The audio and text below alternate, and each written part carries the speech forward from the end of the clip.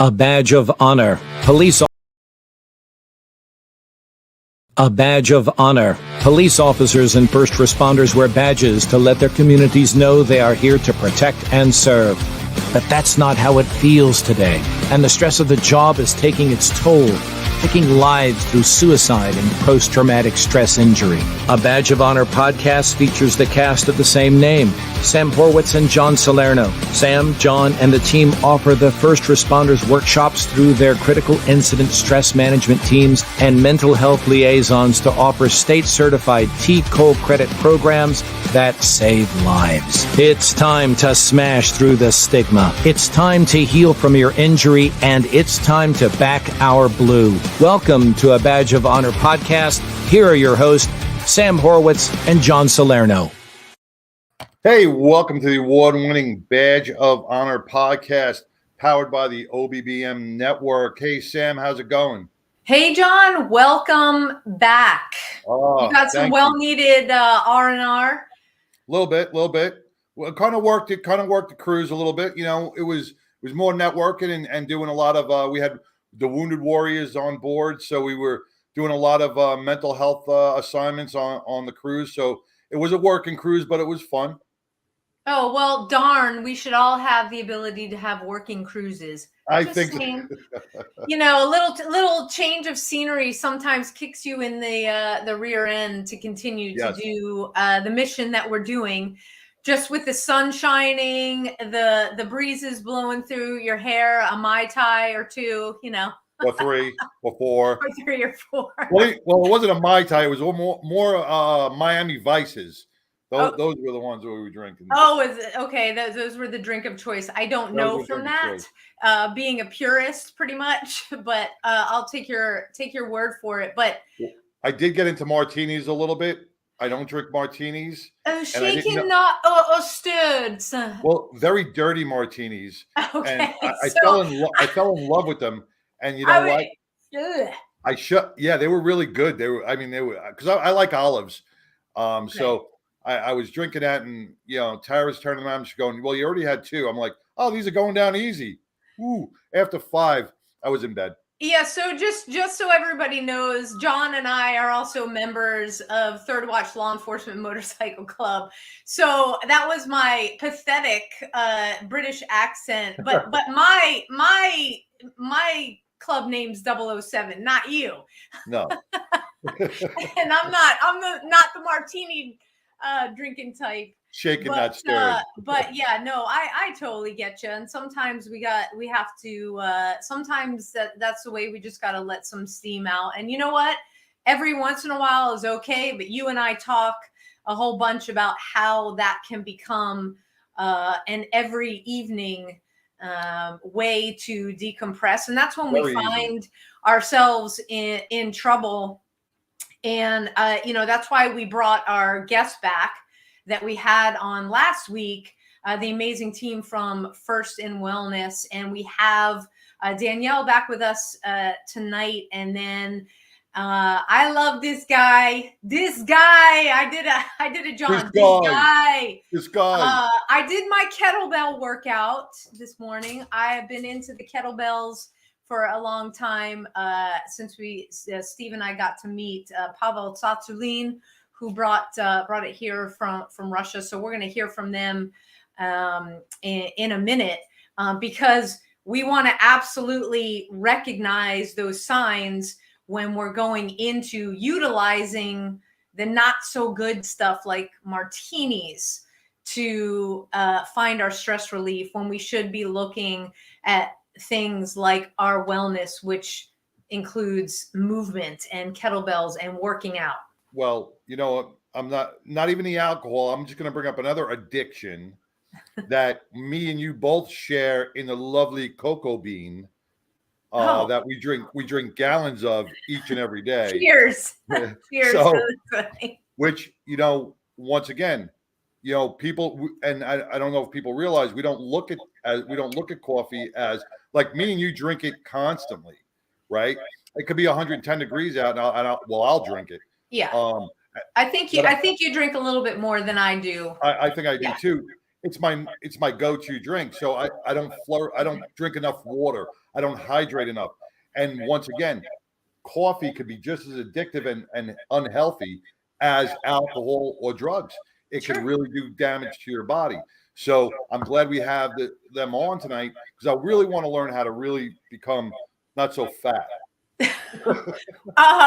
Well, we had a show discussion of what you ate on the cruise, so maybe I'm not letting you go on a cruise anytime soon anymore. We had a couple of chuckles with Danielle, who actually was mortified, as was I, with what you ate, except for the lobster and the steak. That you can eat all you want. But you know what? We need to get serious here, because coming off of PTSD 911, amazing documentary. Hey, if you guys want to bring it to your town, PTSD911movie.com, reach out directly. You can bring it there. That you could feel that movie, the documentary. You could feel the emotion, the heaviness. And this is a perfect segue because into First in Wellness, because when we let ourselves get to a point where we stop recognizing the proverbial hole we're digging for ourselves, and there's nothing that anybody can say, whether it be our spouses, our kids, our friends, to help us out, we have a real wake-up call, and we're paying for it with our help. So without further ado, welcome back, Danielle, to the show, and welcome, Mike Salemi. You are a movement master and specialist, and we'll get into to talking kettlebells in a second here. John, you want to touch on the New York Post article, because I think it's important. Let's dive right into that first responder wellness conversation. So many times we hear about the stresses of cops, and cops usually hide a lot of their stresses. But once in a while, they'll get so frustrated that they'll even talk to news reporters and tell them how they feel. So the New York Post did an article today, and they interviewed like about 14 different ranks and file and officers from around the city, and they all seem to have the same common bond when it comes to the job, how the job changed. When I was on a job in New York City, I would have done that job for free. I love being an officer. I took pride in it, and now it's becoming a job. It's not a career path anymore. It's a job, and they're burning our officers out. And not only in New York, across the nation, they are hammering them with overtime. They're detailing them out on different assignments. The political agenda, all this stress is weighing on all these law enforcement officers' heads. And they have to make split-second decisions. When I read this article, it's saying that some of these officers are only getting 4 and 5 hours sleep a night. Now, how can you safely perform your job with no REM sleep? You're getting back up. The stress of now not seeing your family, your kids. You're not being able to properly condition your body on a workout or hydrate. You're probably eating like crap. And then go back and make a life and death decision, multiple maybe during a tour. And the city is not doing anything really about it. They're really putting these smoke and mirror programs together. And if you read some of the article, a lot of the top brass is turning around and going, that they're blaming it on the officers. They're turning around and saying, it's just an internal problem. And it's just the skepticism of the officers, and they're burnt out. No, take care of your officers. Why are so many leaving the job? Why are they quitting before they're getting their pensions? There's a problem there, and the upper brass does not seem to realize it or really even care about it, that these officers are struggling and they're suffering. Yeah. So how do we take care? If you guys were, as you do with First in Wellness, folks, log on firstinwellness.com. I'm gonna put the website up here. If you're watching the show, you see it. If you're listening, firstinwellness.com. I'm going to start off with the question that John and I talked about, because if you are consulting with officers who can go to your website, Mike, read about you, Danielle, read about you, read about Simon, your entire staff, and really dive into a program what's the first thing that how would you counsel somebody that tells you, I got 4 or 5 hours to sleep, I'm on shift 12 plus, how do I even start? Yeah, so I'll jump in. First thing I'll say is it's a job that's not designed for any human to be able to sustainably do. And that's just the truth of it. And I agree, there needs to be some changes from above to take care of our law enforcement, our firefighters. And law enforcement in particular, their shifts are different, right? And they're in usually a patrol car, so they're not in a station where they might have the opportunity to maybe take a nap or do what's called a yoga nidra session, which I can go into if you'd like after. But the first thing I would say is it's the small things that you can do that add up. And so one of the things we talk about a lot in our program and when we're working with first responders is we don't want to add more to your plate. We want to help you to have a few skills, some things in your toolbox that you can use that are easy and effective. And so there are a couple of areas that we could work on. So if they only have 4 or 5 hours to sleep, we want to really hammer in on quality. And sleep is one of those things we expect to be able to go, then get into our beds, lie down on our pillow and fall asleep. Well, our bodies need an off-ramp. We need to be able to kind of go from 100 down to 0 slowly. So we need an off-ramp. So that's one thing. So carving out even 10, 15 minutes of doing something that's calming to the body, whether it's a breathing exercise. One that I'll share right now is called 4-6 breathing, where you inhale for 4 seconds through your nose and exhale for 6 seconds through your mouth. And when we exhale, that is a signal to what's called our parasympathetic or relax and digest part of our nervous system to be more active.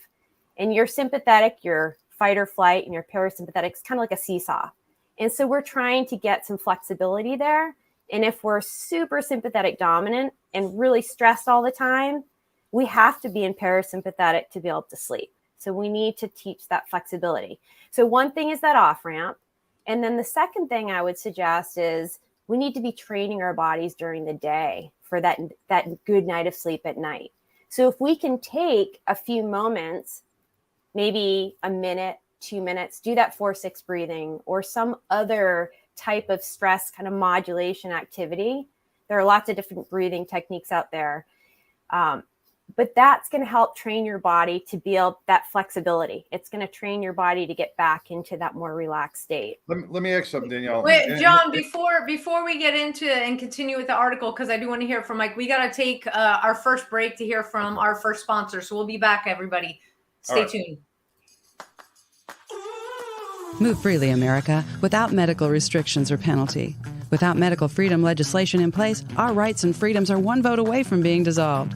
Move freely, America, with one voice, without fear of retribution, achieving a common goal, medical freedom. We the people make our voices heard by connecting with state legislators and engaging a constitutionally compliant medical Bill of Rights for all citizens. Individually, change is improbable, but as an aggregate, attainable. It's time to act with one voice. My voice. And my voice. And my voice. And my voice. To protect our freedom, creating one voice that cannot be ignored. This requires your voice, too. Move Freely America. Go to movefreelyamerica.org to find a chapter near you. Plug in, donate, and help our legislators defend our God-given rights under the Constitution. Move Freely America. My voice. And my voice. And together with your voice, we're one voice that cannot be ignored. Donate today. MoveFreelyAmerica.org. All right, welcome back to the award-winning Badge of Honor podcast. I need sleep. Oh my God! Yeah. Badge of Honor podcast. Welcome back, everybody. And we were discussing that minute or two of relaxation, right? And before I lose my train of thought, I just want to jump into this because there was a thing in the article that said, one of the cops said he was doing 20 jobs a tour. And I'll tell you, when I was on a job, you're running from 911 job to 911 job. So you're doing anywhere 20 to 25 jobs a shift. Now, in an 8-hour period, 20 20 jobs, right? So you're running from one to the next, to the next, to the next, right? Some of these guys aren't getting meal. How do you, now their minds are constantly going. How do you get someone to just stop and say, I'm going to breathe for a minute. I'm going to take that. How do you condition the brain to switch in that mode? Because you're in that go, go, go, go mode. How do you bring it back when you're so jacked up? Is it okay if I hop in? Yeah. Yeah. So this what comes up for me hearing you say that, John, is really piggyback on something that Danielle was alluding to, and I hear this in terms of people's challenges with meditation. Like people, whether you're a firefighter or a busy person, an executive, whatever it is, you're an athlete, whatever. We all have stress. I would say at a level of a firefighter, you are dealing with some of the most intense stresses imaginable, with lack of sleep, in a moment's notice. You don't know what you're going to. So everything that we're talking about, I believe, is valid for everybody. However, it's even more crucial for firefighters to pay attention to what we're sharing right now. And it's damn near impossible to slow down the mind if you were just to, the mind doesn't work like a switch like that. It doesn't. Right. Anything that you can do, and the biggest and the fastest access point to calming down the mind is balancing the nervous system through the breath. The breath, if you can slow down the breath, and it's very simple, just like what Danielle just shared. If you can do count in your head, if you're in the truck going to a call or before you head out, typically science says, research says, something around like a two times duration of an exhale compared to an inhale will, within seconds, start down regulating the nervous system, bring you more into your body, slow down the thoughts, slow down the mind, and also so that when you get to that call, you can actually exercise more critical thinking, more teamwork strategies, better communication. And so even if you just counted, I'll just count out loud, I would close my mouth, and we can talk about the benefits of nasal breathing and what that does to slow down the nervous system, slow down the thoughts in the brain. If you were just to count, inhale through the nose, 4, 3, 2, 1. Exhale through the nose, 6, 5, 4, 3, 2, 1. That's about a 1.5 exhale to inhale, just that. And anything that you can do beyond that, even 2 times it, like 4 in, 8 out, that within, I would honestly say potentially within 3 breath cycles of that, you will start noticing calmer, and then you can start reorienting your thoughts. So just getting people to get out of their heads into their body, and the access point of the breath is probably the quickest, most efficient, and most powerful thing anybody can do. I get that. Have you ever been late for work? I'm sure we've all been late for work, right? Yeah, sure. Have you ever left your cup of coffee or your juice on the thing, got to the car, and was like, oh, crap. It's on the car. Or it's on the car. You forget it, right? You forget it. Now, that's just you leaving your house. Imagine going to a domestic, getting screamed at for 20 minutes, taking a report. Then all of a sudden the radio's chattering, hey, I got shots fired. Now they run back to the car. And, I know you guys know this. What I'm saying is we forget. Mm-hmm. How do we train our minds? How do we condition our officers, our firefighters, our paramedics to take that moment, to draw back and say, let me stop after this call? How do you do that? Because our minds are just, it's like a conscious reminder. Is that what you're talking about, John? Like, how do you break the cycle that we've been conditioned with, especially, you've been on the job 5, 10, 15, some officers 40 years.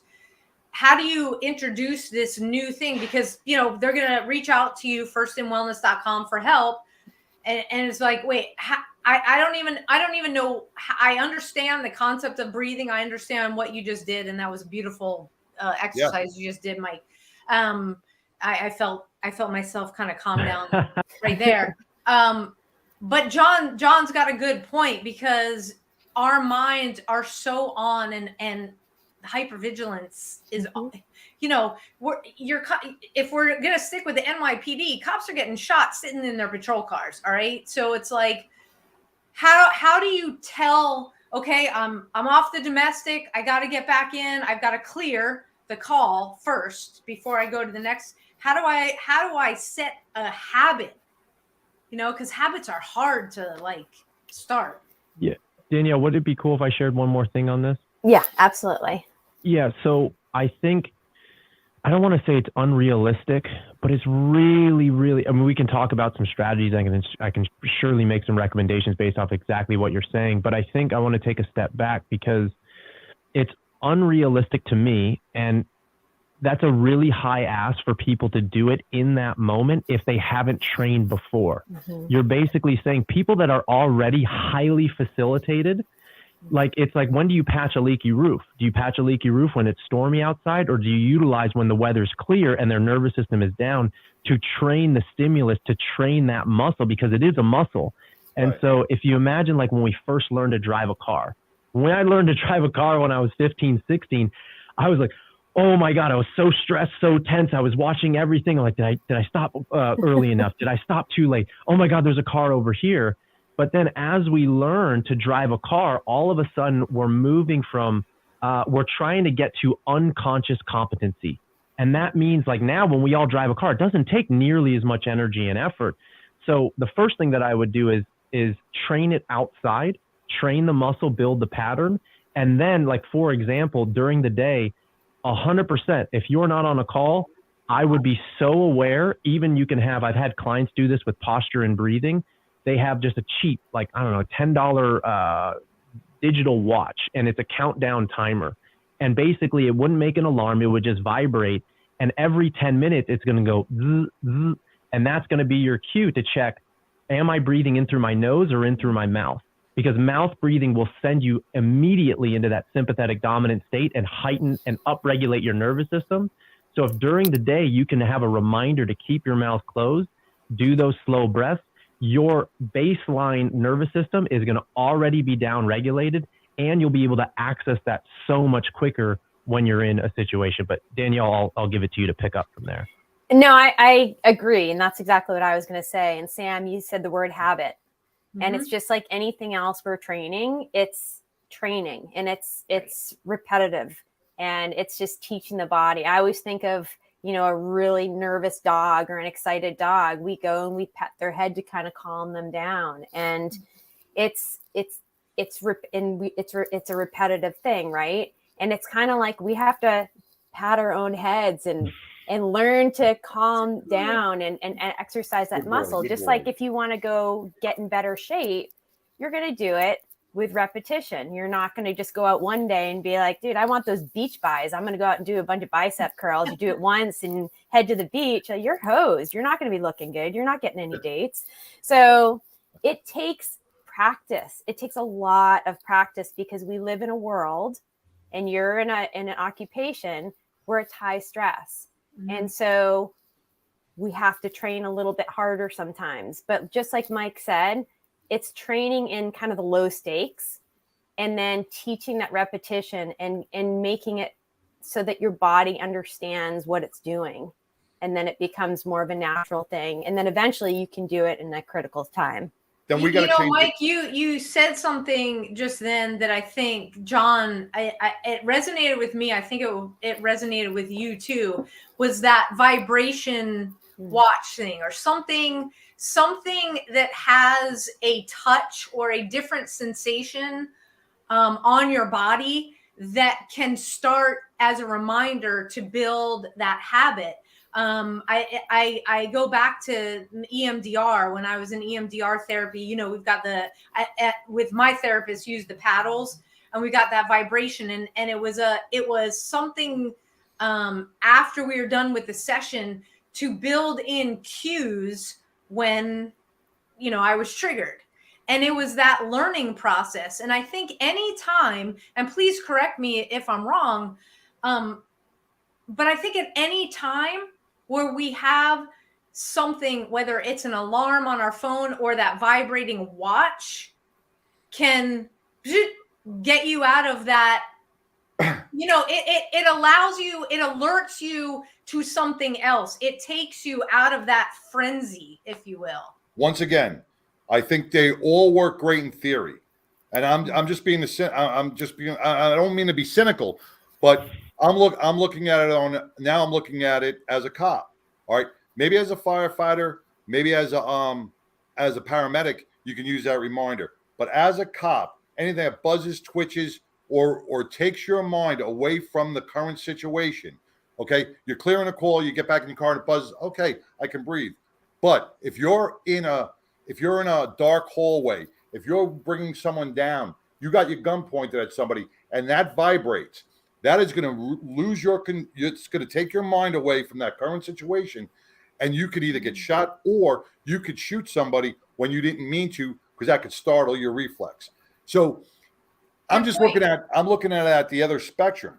But I think you have a great point, Mike. We got to change the culture where our bosses, our upper chiefs have to jump on board and turn around at roll call and say, hey, listen, a reminder, a mental reminder before tour, take a breath before each job. Make sure you stay mentally healthy.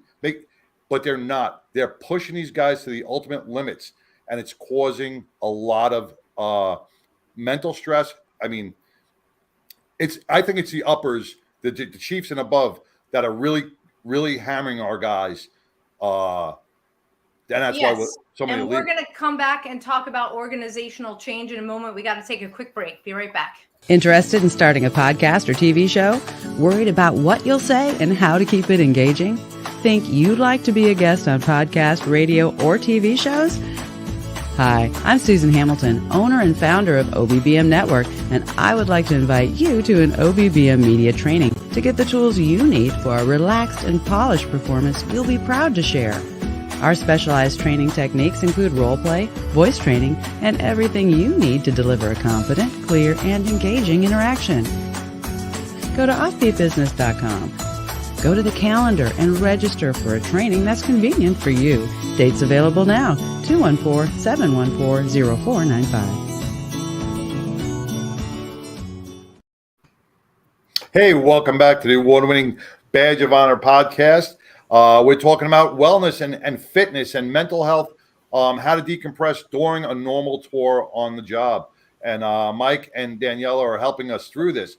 Welcome back, guys. So before we left for the commercial break, we're talking about how we can transition from one job to the next and decompress between both of them without causing any safety issues. So, I mean, how do we do that? How do you suggest we do that? I mean, I want to comment on the management agency and the culture. And we touched on this a little bit last week, Sam, and just talking about how health and wellness has become kind of something you have to do in a silo and something you have to do on your own versus as a community or as an agency or an organization. And I think that's one of the things that I agree, John, we need to think about is how is this being portrayed? How is this being practiced in the organization? And for example, even doing things where if you're in a meeting, maybe you do a breathing exercise as an organization in that meeting. Maybe when you see someone in the hall, and this I do a lot with my coaching, if I get on a call with someone and they're frazzled and they're upset, I'll take a minute, 30 seconds with them and say, hey, you look a little frazzled. Do you want to just breathe with me? And we'll breathe together. And I think as a community, it has to be, you have to have that support because like you're saying, you're sleep deprived, you're stressed, you're overworked. And this is just another freaking thing I have to do now. Now you want me to take time and breathe. It's like, it needs to be nurtured in the culture and it has to be supported from up above. And then for personal use, it needs to be something that's utilized and practiced because it has to become a habit. Right. Exactly. Yes. Right. I just got off that cruise, right? Perfect example. Just got off that cruise. And this term goes through my head. Every time we walked into the buffet, there was a guy just standing there going, because they were like washing stations before you went to and we're like, washy, washy, washy. So now everybody on the ship was going, washy, washy, washy. And I was like, yeah. And then now we're coming home. I'm off the cruise and everybody's going, now I'm just like, washy, washy. Because it's muscle memory. You hear it every friggin' day. See, now you guys are going to be thinking tonight, you're going to be going, washy, washy, washy. It's going to stick in your brain. So little things like that, because now if a sergeant or a chief or a lieutenant turns around before tour and says, guys, don't forget to breathe or make something, brings that into them. and tells them maybe over repetition and days, it will help some officers. Well, John, you know what we talked about just now with the organizational support. You know, we had Chief Gang on here from Pinole Police Department out in California. He was in PTSD 911, and his Asher model is, I mean, it's something that should be used in every department, some version of it. I want to transition a little bit because I think, you know, Mike, you have done so much. You know, when I was reading your bio, I was like, oh, kettlebell guy, cool. And in that, the organization, we've got the mental health and wellness and that wellness component, what it means to be well. We talked a lot about diet. Danielle, last time, eliminating the sugars, because that can screw up your sleep. Caffeine, that can screw up your sleep. But if you're not pushing your body cardiovascularly, you know, taxing the muscles in a healthy way, I don't mean having 20 calls where you're running, because that's stress that will just lead to injury without proper recovery. But Mike, when you talk to officers, when you're talking to organizations and they're wanting to build in this organizational wellness tool. Okay. I've been around kettlebells for a long time. They're wonderful because it's like short, quick. You got the HIIT training, or you can make it longer, or you can really get in there and focus on one area of the body. How, and we're going to show that video. I don't think Mike knows that I have those videos. We're going to show one of them. It's a family show. A family show. You guys will be laughing, I promise. But you know, that's just John, where John's head goes. But Mike, how do you have that discussion where it's like, what is this kettlebell thing? What is this fitness? How are we bringing this in, and how is it going to benefit my troops? Yeah, it's such a good question. I mean, going back to something that we've been talking about up to this point is a lot of this discussion is around changing culture and really changing the viewpoint of not just how, of course, outside people view firefighters, but how firefighters view themselves. And with that, one of the discussions that I typically always give at some point in the beginning of working with firefighters, first responders, et cetera, is firefighters are, whether you believe it or not, as me as a performance specialist who studied movement now for almost 17 years, worked with first responders to Olympic athletes, to young kids, to college athletes, firefighters, believe it or not, need to be the most functional athletes in the world. When you take into account all of the different variables that you guys and gals have to deal with, from impaired vision to different surfaces, to heavy equipment, to wearing gear, to oxygen, all those things all impact someone's performance. And so the needs actually need to be very high. And so the first thing that we need to do is we need to understand that firefighters need to start viewing themselves as high-level functional athletes. I know that people have been firefighters for a long time. They have specific strategies, and they know how to move, and they know how to carry things. They know how to compensate, how I would see. A lot of firefighters have developed exquisite compensation strategies, but that is not a long-term strategy for health, well-being, etc. So when we look at kettlebells specifically, kettlebells are an incredible tool. They're very versatile. They're very portable. And when you look at how you utilize or the potential to utilize a kettlebell, you're going to start training in multiple movement patterns. And what that means is you're going to need to learn how to squat, how to deadlift, how to lunge, how to press, how to pull, how to push, how to twist. All of those work so well with kettlebells. And every single tool, I like to say, has its own personality. Barbells are great, but barbells, you can't really train in rotation. And when you dissect the movements that firefighters need, when you have to grab forward and reach, you are rotating your body. When you have to carry something, you're always in these awkward positions, these disadvantaged positions. And so if the training tools that you're normally training with aren't allowing you to access those ranges and access those positions, there's going to be a big gap or a big vulnerability. So I don't want to say to summarize, but at a very simple level, Kettlebells allow you to train in multiple movement patterns, multiple planes of movement. You can take them anywhere. All you really need is knowing how to use one bell. You don't need a barbell with 500 pounds. I'm way more interested in the firefighter or first responder that is mobile, that has an adequate level of strength, and that can move ideally with limited restriction or ideally without much restriction so that they're not fighting their body. A lot of firefighters are fighting their bodies when they're trying to do the tasks that are demanded of them. And kettlebells can be an incredible access point to just building more functional and resilient bodies. Well, you make a good point, because I was listening to another podcast, and they were talking about, it was a military podcast, fighting hand to hand, because, in the military, you don't shoot everybody. So when you go on hands on, it's learning to move and fight with all of your gear on. It's not being in a controlled environment, whether it's a boxing ring or an octagon, let's say for the MMA, because MMA is very popular with police officers, firefighters. So taking them into the arena where, I remember, and I wore soft armor. I got an extra 10 pounds just around my waist. I couldn't even imagine, okay, I got my duty belt on and then I'm going to go swing something or get in a fight with somebody, and so we had to mimic that, right? So we had control tactics, but it still wasn't like the fitness part, or it was all training, the control tactics with all of our gear on.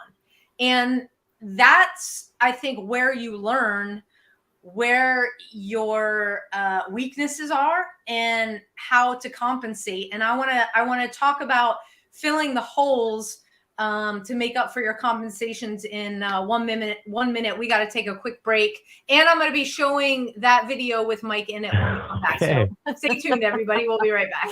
Every business needs a dependable junk hauling service to keep their property clutter-free. Call 630-470-8307. Junk Luggers offers a wide range of eco-friendly residential and commercial junk removal services to help your business run smoothly and efficiently. Book your no-obligation estimate with Junk Luggers today. Banks and credit unions have unique junk, and Junk Luggers knows the business. Professional organizers, senior living communities, we're helping everyone clean up and start new. If you're redecorating, remodeling, or getting ready for new tenants, Junk Luggers will donate, recycle, and do our best to keep it out of the landfill. Call 630-470-8307. That's 630-470-8307 today. Hey there, I'm a firefighter. I have to deal with some pretty rough stuff, like this, and this, and even this. Being a first responder means taking a beating. But do I take that beating? No, I don't. Ugh. Because I train with First in Wellness. Their fitness program prepares me to handle anything. How's that work, you ask? I'll tell you how. It's all this guy over here. That's Mike. He's badass in ways I can't even describe. He built this program for first responders just like us. We all have a beating coming. Are you ready to fight back? I have plastic arms.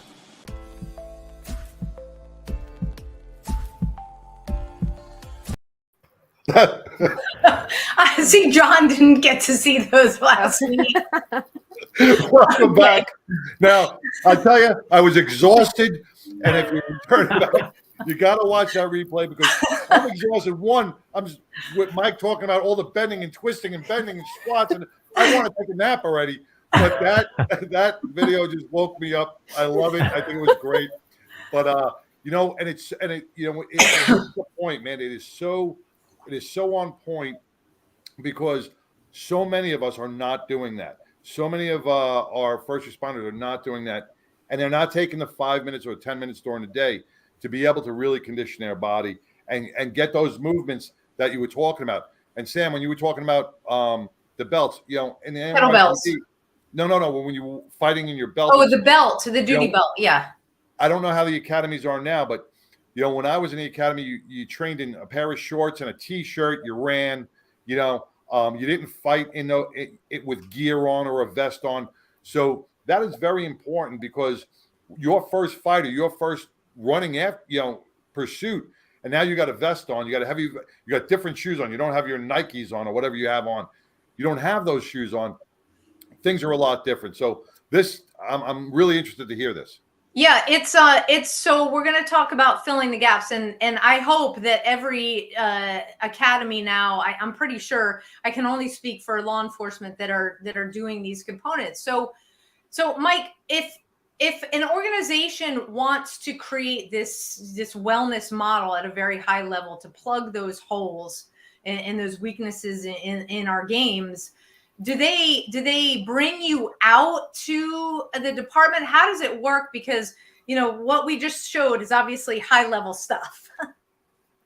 Yeah, that's a great question. And I'll start, and then Danielle, please fill in anything that you'd love to add on this, because with our program, we've got a few different options. I will say, first and foremost, anytime you can have Danielle and myself or either of us coming out, you can learn a lot from the online medium, and we have specifically only online programs that people can take if an individual wanted to do a movement program in the realm of what we offer, or if a whole station wanted to be a part. But let's just say, in the ideal scenario, there is so much, literally in 1 hour with someone, just getting my eyes there, because I've just seen, like any of us, like we've seen a lot. If we've been in an industry for a long period of time, like I could walk into a gym or walk into a station, and from across the room, I could spot movement dysfunctions going on. I could see where people are compensating. And so it's no matter how good a kettlebell swing is or a kettlebell snatch is, whatever it is, if someone's got some overhead issues, whether it was from an injury or from something, that movement is not right for them in that moment. Nothing against the movement, but when I'm in there in person and with our program, we do come out and I do a thorough assessment basically on everyone. That's actually pretty quick, just to give you a more personalized look on what do you need right now in this moment, and how, if there is a deficiency, if there is an injury you're working on, how can we start closing that gap?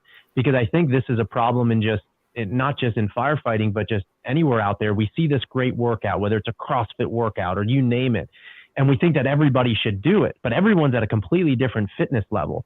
And what might be medicine for one person could completely throw another person out of order. And so if I come out, I do lead, we do assessments to figure out where people are at, what level to start them at. And then also we guide people through intentional guided instruction on how to do these movements safely and properly. But that being said, we also have an online program where if someone just wanted to learn, I give tutorials on basically every single movement. You're hearing me in your ear on the follow along workout, telling you different cues to remember and what to think about. So depending on what a station is willing and ready to do, and or what an individual is willing and ready to do, we've got programs and levels of touch points that can support them wherever they're at. Oh, that's fantastic. So for everybody that's listening on your favorite podcast app, firstinwellness.com. Again, that's firstinwellness.com to take advantage of that, because John, I don't know if you're like me, when we get tired, you were saying how exhausted you are. When we're going, the shift work is exhausting just by itself. Having to work forced overtime is a whole nother issue. For me, I would get to a point where it's like, I don't want to have to think to do a workout. Just have somebody in my ear telling me the next thing. So, Mike, thank you for mentioning that. And thank you for offering that, because it does come in very handy. But I want to ask Mike, nutrition definitely plays a factor in that as well. Because when Danielle, you're talking about the sugars, right? And I'm going to tell you, most cops, maybe not firemen, because not to put down firemen at all, really, but firemen get to cook their dinners. They get to cook their meals, right? So they're getting the vegetables. They're getting to sit down and eat. Cops are dashboard eaters. So guess what? They're eating the high sodium, high cholesterol, fast food, junk food, right? That's making them sluggish. That's making, it's causing all, eating habit, health issues, right? Yeah. So now they're like, I don't want to work out. If you start eating healthy and you start getting onto a healthy diet, you'll want to do more of a workout. How do we bring these both together? So I'll jump in there. So first, again, we try to have people do small steps that are incredibly effective and impactful. And so for that person, that police officer that can only get fast food, I would say try to get some color on your plate. If there's an option for some salad or something that you can start crowding out some of the other stuff on your plate, it's small steps. And the other thing is we do have a program both that individuals can do as well as agencies can do that addresses nutrition, sleep, and how to train for a healthier stress response. The other option too is, well, I'm going to give you two more options. One is to sign up for a free 15, 20-minute consultation with myself where you can get kind of some of your most pertinent questions answered. Maybe I can help direct you to some of our programs. The other option as well, if you don't want to talk to me, then you can go to our resource page. So if you go to our website, firstandwellness.com, up on the top bar, there's a little place where you can click resources, and we have a ton of free resources on there. And we have some different free nutrition programs, a ton of ebooks on there. We have a couple of free workouts on there. So if you just want to get a taste of First and Wellness, then you can go on there, and there's a lot of free information on there. Our goal is to be supporting first responders, and we want you to have some resources at your fingertips that are free that you can utilize. If you want more, then we can help you there, and we're always here to support you along the way. I want you guys to come up with a healthy dashboard diet. We have some recommendations actually for if you're eating on the run, because that is an issue, right? You're eating on the rest of your car. A healthy dashboard diet where, like you just said, put some greens on your plate. Guys are driving through, give me 2 double cheeseburgers and a Coke and fries. Let's get them to get that salad. Let's get them to get a Caesar salad. Even if it's from one of those fast food joints, it's still a green, right? Maybe you can put something together and it will help a few guys to go, you know what, maybe I won't get that hamburger. Maybe I'll go and get a salad or something, a healthy dashboard diet. I want to see that. I love that, John. I'm going to send that over to you. We have a couple suggestions on our nutrition ebook. So there are some for eating on the run, or if you're eating on your hood of your car or on your dashboard, then we've got you covered there. But I like that. I'm going to have to put something together and send it over to you. Yeah, or in a stairwell at 3 a.m. Yeah. It's reality, right? Yeah, we weren't all running to different calls. The Secret Service, we used to joke that dinner of champions is a king-size Snicker and a Coke. Sometimes. Here we see, firefighters, if they're in a busy station, they're going to run, but they do have a chance to get a meal. The police department, you have ESU who runs out of a station, right? Those guys are all jacked up to get the workout. They're not constantly on patrol.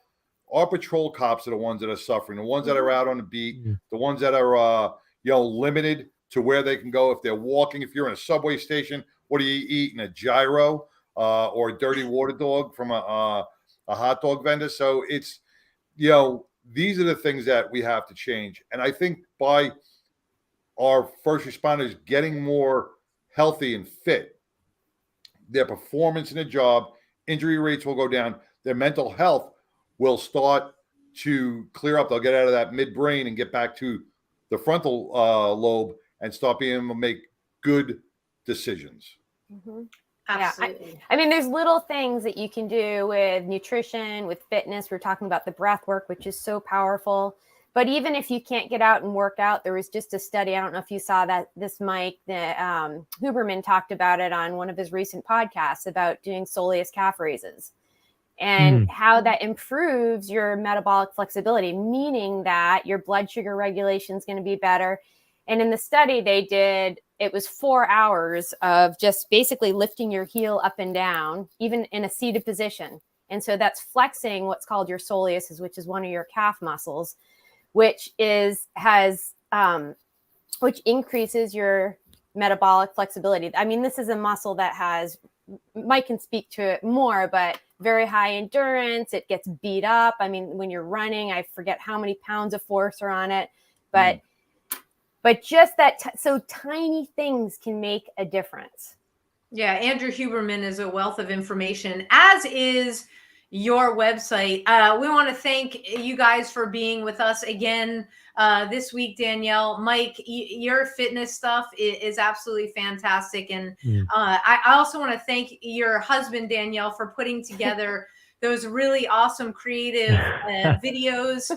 Hopefully they're somewhere like on the site where people can watch them. I got to share the second one with John to keep him laughing. I love those. Those are funny. Those are great. Yeah. You guys go to First in Wellness. Again, that's First in, all spelled out. FIRST, the word IN, wellness.com. I learned that being in Texas, you have to, people think you're saying in, like, you got to spell it all out. firstinwellness.com. And, if you're in that position that John talked about, where you're going call to call to call, you feel like you've got no breaks, you don't know how to decompress, Danielle said perfectly, just go on the website and click on the resources. Start with the free resources. Do something small that can lead to a big difference in your day. So thank you guys so much. God bless you both. Before we stop, I just want to bring up one more thing. One more thing. No. In the article, it said missing meals. How important is it for them not to miss meals? Because they have to be able to snack throughout the day. How important is it to get nutrition, even if it's shitty nutrition, throughout the day, but they have to eat? Well, absolutely. I mean, if your brain predominantly runs on glucose, on sugar, and if you're going super long between meals and you're trying to think a lot and be so that you can make quick split-second decisions in a critical incident, then you need to be fueled. Your brain needs to be fueled. And so I usually recommend eating and this is going to vary. I mean, it's very specific and individualized, but every 4 hours or so. In our ebook, we have some healthy snack ideas that you can have, that you can stick in your pocket or in the glove box. Yeah, that aren't going to take up a lot of room, and some different ideas on there. Okay. Awesome. Good. Awesome. Again, firstinwellness.com. All those resources are right there. Be an active participant in your wellness model that you create for yourself. Thank you so much, guys. We will be in touch. Thank you. Thank you for your time. Thank you. All right. Take care. Okay, that was outstanding. Really, the NYPD is in a tough spot, a really tough spot. Well, they're not the only department. Yeah, true. But I mean, this highlighted going 20 hours and it's like, hey, I haven't even eaten. Part of that is adrenaline. I talked about that with Danielle last show, but it really is if you're listening, you're a first responder, you've got to take an active role. You cannot sit on the sidelines and expect all of this stuff to magically appear. So definitely take advantage of all of what First in Wellness has to offer. I'm going to try that kettlebell. I'm going to definitely try that kettlebell. Kettlebell. Yeah. Because you can't. You have to like be trained to do it, because that's a whole. I'm going to go on their website. Yeah, we can talk offline, but yeah, look at the website first. I want to try it. But yeah, so we're going to be expanding on the wellness and resiliency topic that we spoke on tonight. Not so much nutrition, but we do talk a little bit about movement. If you have not registered, if you're in the DFW area, if you have not registered for our First Responders Wellness and Resiliency Workshop, it is this Friday. You've got through close of business Wednesday to get registered for that workshop. Huge shout out and thank you to Garland Police Department, who sponsors us. So come on in. If you're with an hour and a half drive to Garland PD, it'll be an 8 hours jam-packed. You will walk away with tactical tools, resources, your toolbox that you built because it connected with you, stuff that you can do 30 seconds to 2 minutes. We do talk about breathing stuff, but this is really, it's not about taking notes in a book. It's about doing stuff throughout that interactive workshop. So you want to go ahead and register, and it's super easy. You just jump on the website, abadgeofhonor.com, and do that. And John, this month We are all over the place. Besides being at Garland, we are up in Collin County. Then we are out in Chicago. Thank you, Chicago FOP7, for bringing a badge of honor. Our wellness Brotherhood for the Fallen. Yep, our Brotherhood for the Fallen, our wellness and resiliency workshop to the men and women who serve Chicago, because they, like NYPD, are just getting the shaft left and right. And you know, again, I'm going to preach, you know, don't sit on the sidelines. You guys that come and listen every week, you know, if you're in a department that is supporting you. You also know if you're in a department like Chicago or New York. Okay. So if you are in a department that is not paying attention to you, that is forcing you to work overtime, you feel like you are burnt out at the end of your rope, take a moment, take that deep breath that Mike and Danielle were walking you through. Log on to firstandwellness.com. Grab a resource. Log on to our website. Scroll down. I'm going to ask Danielle to put First and Wellness on our site. Yeah. Click on the logo and grab something, because when you can get out of this and get into a space where you're learning something, it's just like John said. You get out of your fight and flight and you get into your prefrontal cortex. Okay. Yeah, and that's where you want to stay. So, and just hearing Mike, I mean, if anybody's out there, you know, listen to Mike. Mike motivated me, and I'm the most laziest person in the world, but he motivated me because he, you know, when you have somebody that's going to tell you and like give you that push, and that's what Mike was doing just in his podcast. I was like, man, I wish I had something to lift, and just, it made me want to do it. And when he talked about the muscle memory, you know, this is what we have to keep doing. Repetition, repetition, repetition. It's not going to happen overnight, but it will happen if you take the first step. It's like Apex. We can't call you. You got to call us or whatever. So, but then we'll give you your tools. So that's what you got to do. You got to take that first step. And then, you know, First and Wellness will do the rest. They'll guide you along. Absolutely. So you want to support yourself, support this podcast, help us do what we do each week.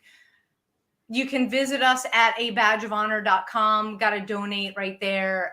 You know, purchase something off the website, come to a workshop, provide funds, a scholarship for a first responder to attend our workshop. And we just want to thank all of our supporters out there, all of the first responders. Stay in the fight. You got people praying for you every day. And we thank you for what you do. To all our veterans out there, thank you for giving us the freedom to do this every week. John, take us home. Hey, once again, man, if there's anything you could be, just please be kind. And you know what? Here at Badge of Honor, we hear you. Until next week, John and Sam are out. A Badge of Honor podcast is produced for the OBBN Network podcast and protected under copyright law. For content permissions, please submit your request to abadgeofhonor.com on the content page. For OBBN Network programming information, please call 214-714-0495 today.